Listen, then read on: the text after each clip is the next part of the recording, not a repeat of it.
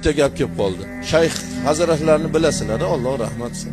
Bir yig'sonda o'tirganlarida birov endi yo ataylab hazil mazah ma'nosida yoki hazratni izza qilmoqchi bo'lgandirlar, yoki haqiqatdan ham bir boshqalarga ibrat bo'lsin deb savol qilishni bilmaymiz, ichida nima borligini savol qilgan ekanlar. Hazrat degan ekanlar. Labbay desalar, Allohning telefoni bormi debdilar.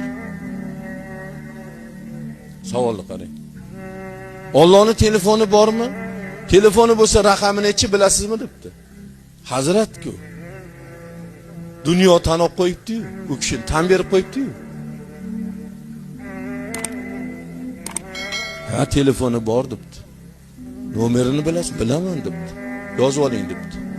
2 2 4 4 2 4 3 2 4 2 3 degan ekan.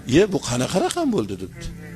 2 rakat bomdod sunnati, 2 rakat farzi, 4 rakat peshinni sunnati, 4 rakat farzi, 2 rakat sunnati, 4 rakat asrni farzi, 3 rakat peshin shomni farzi, 2 rakat sunnati, 4 rakat xuftonni farzi, 2 rakat sunnati, 3 rakat vitr. Shuni terib qiling, albatta ko'taradi degan ekan. Mana aql, mana ilm.